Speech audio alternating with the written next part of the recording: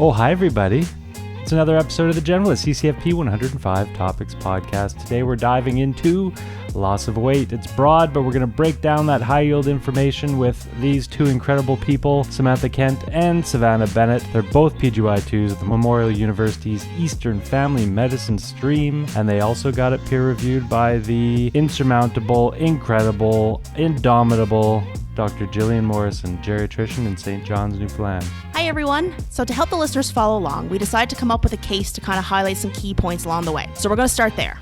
Mrs. Lucy LaPounds is an 86-year-old female patient of your family medicine clinic. You get a call from her daughter who tells you that her mom hasn't quite been herself lately. She's been skipping her weekly bingo with her friends at the Legion. And her daughter says, Doc, her clothes are hanging right off of her. She can't tell you for sure how much weight she's lost, as they don't have a scale, but she hasn't been as chatty as usual, and she isn't answering her phone calls. Can you help her? You bet we can. Objective 1. Pursue an underlying cause in a patient with unexplained weight loss through history, physical exam, and appropriate investigations.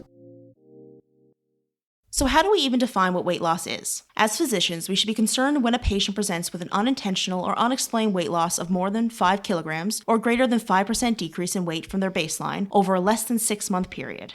It's important to note there's no officially agreed upon definition of problematic weight loss, but you're a doctor, so you'll figure it out. Thinking back to our case, we see that Mrs. Lucy LaPounds has lost 14 pounds over the last 4 months, which should be setting off some alarm bells for you. So we're going to break down the causes of weight loss into about 3 different categories. Number 1 is decreased energy intake. Number 2 is increased energy expenditure. And number 3 is increased nutrient loss.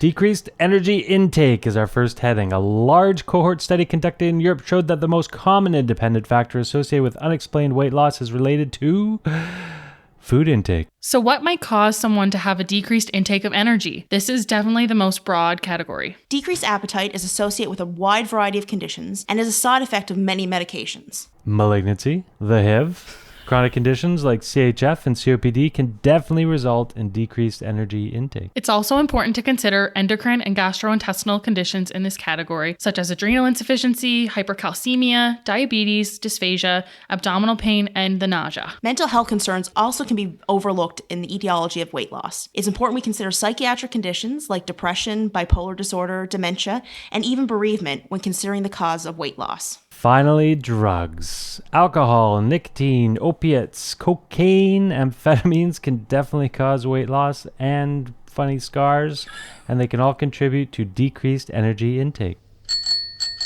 The next means by which someone may experience weight loss is through increased energy expenditure. This could include conditions such as hyperthyroidism, pheochromocytoma, malignancy, infection, and other chronic illnesses. And last but not least, we have increased nutrient loss. So the most common conditions are diarrhea, vomiting, but we also have to consider uncontrolled diabetes, malabsorption, fistula tract drainage. All of these things can result in depletion of nutrients. And this dutiful duo has given us a very helpful mnemonic for potentially modifiable weight loss causes. It is stop weight loss. It's great. Super easy to remember. So S is side effects of medications. T is for treatment effects like chemotherapy, radiation therapy, or dialysis. O's other diagnoses, that malignancy, CHF, COPD, renal failure, neurological conditions we talked about before. P is for pain or inadequate control of pain.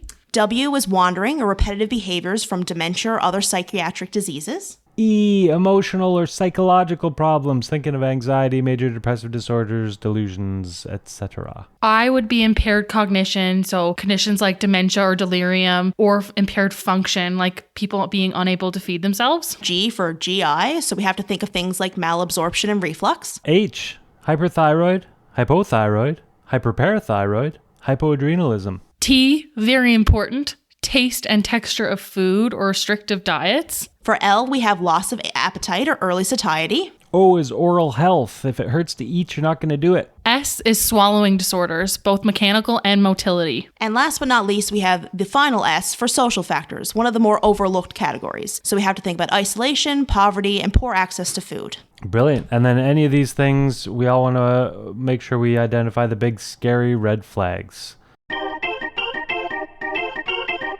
So for part of any assessment, we want to screen for red flags. For weight loss, it's essential that we determine whether the weight loss was involuntary, as well as ask about our classic B symptoms such as fever, chills, and night sweats. If the patient identifies any of these symptoms, it indicates a severe underlying condition, like a malignancy, and it warrants a very prompt investigation. On top of that, if the patient comes to your clinic with unstable vitals in combination with weight loss, you need to seek care at the nearest emergency department. So back to our case, your history for Mrs. Lucy LePounds is pretty unremarkable. She has a negative review of systems and mood screens when you give her a questionnaire to fill out. She denies a previous history of weight fluctuations, but also acknowledges she doesn't pay much attention to her weight usually. She cannot recall any recent changes on prompting. She's not her usual talkative self, mostly just saying yes and no for her answers. What else should we get into on history? So the differential for unexplained weight loss is exceptionally broad. It's non-specific symptom. It can be attributed to pretty much anything your brain can think of. Proper investigation is super important, and like any presentation, it always starts with our good old history.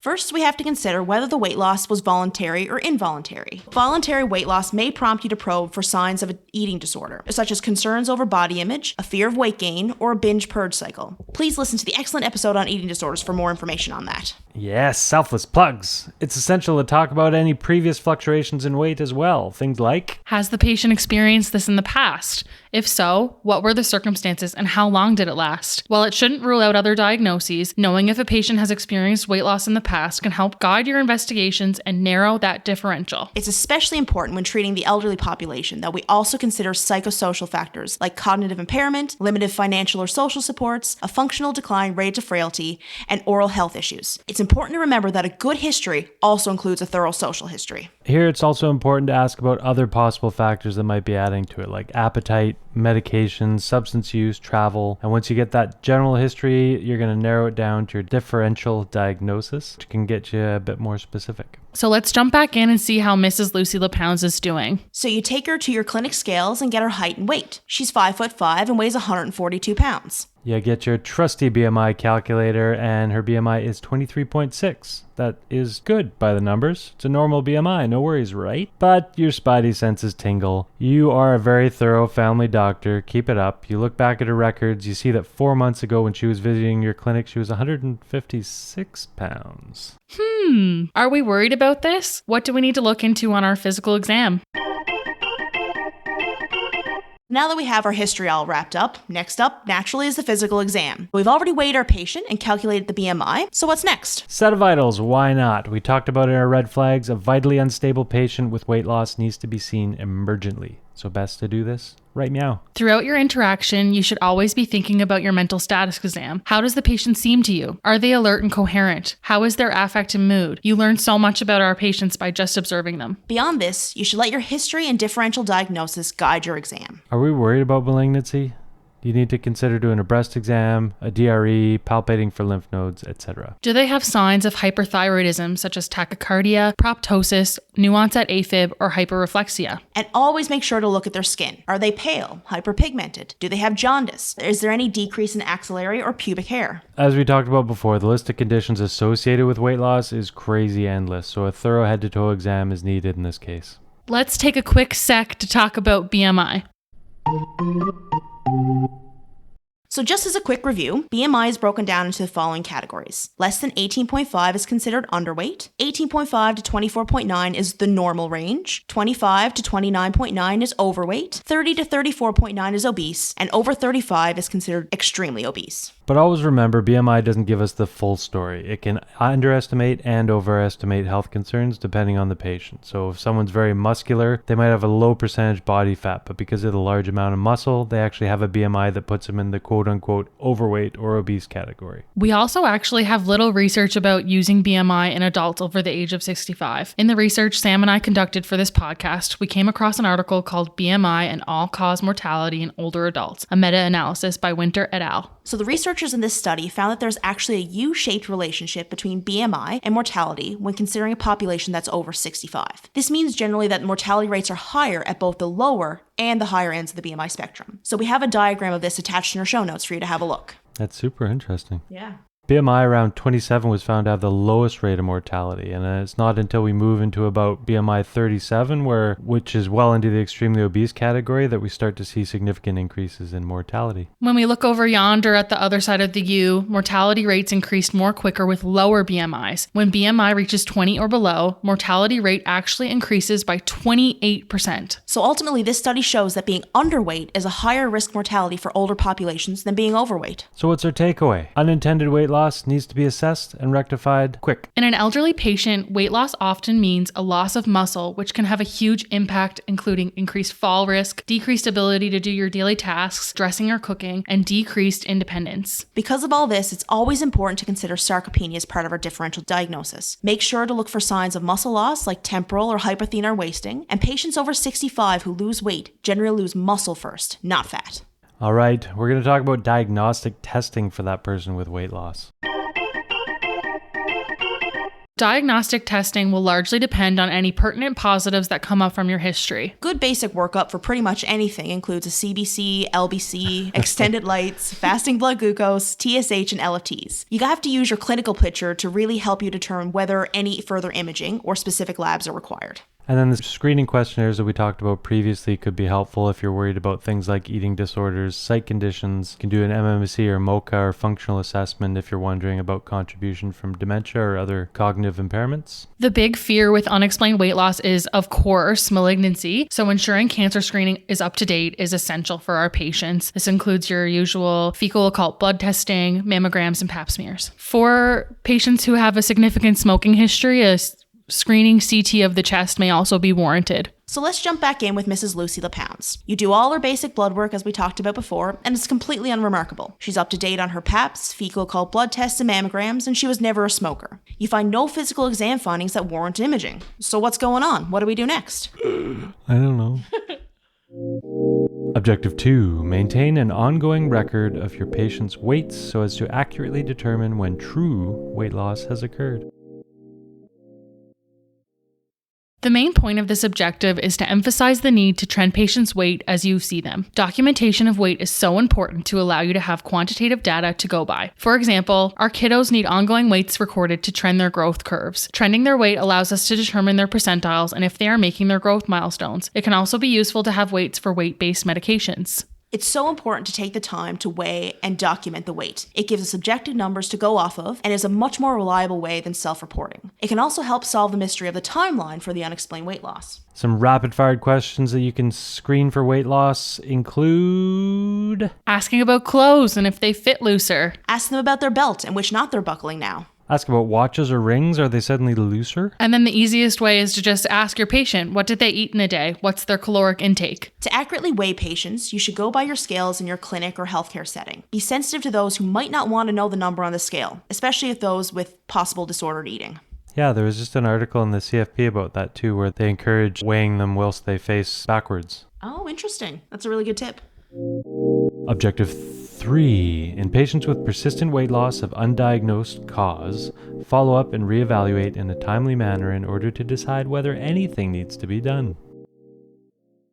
Close follow-up with serial weights is imperative. The Canadian Geriatric Guidelines actually recommends weighing people up to at least every 3 months. Oh, the Canadian Medical Association Journal has a good table that shows their approach to the management of weight loss, and we've attached that in the show notes, and by we, I mean Sam and Savannah have.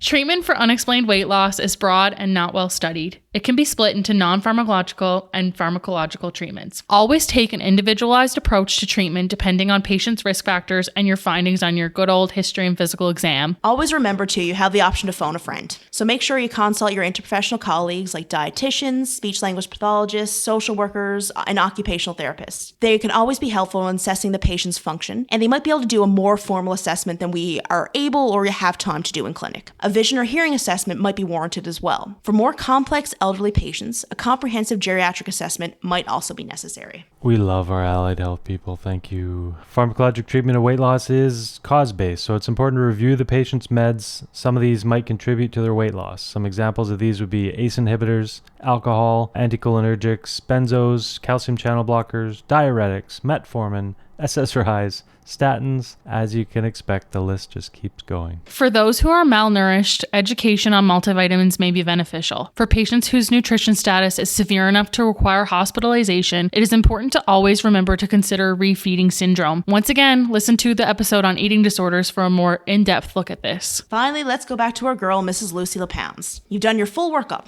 Everything's come back normal. Great. But you still don't know why Lucy is losing LaPounds. You keep racking your brain, and in one last-ditch effort, you bring her back to clinic and ask her a few more questions. In a lispy voice, she confesseth to you that 3 months ago, she went on a wild bingo retreat to Goobies. She shows you her picture with the big moose at the Irving gas station, and that she lost her dentures while she was away on the trip. Since then, she has been mostly living off tea and toast. Classic. She was embarrassed and didn't want to mention it to you before. You help Lucy arrange a new pair of dentures with her denturist, and presto, she starts gaining weight again. Lucy is lucky though. Most cases don't have such a quick fix. I love the case resolution. Yes! Saving lives.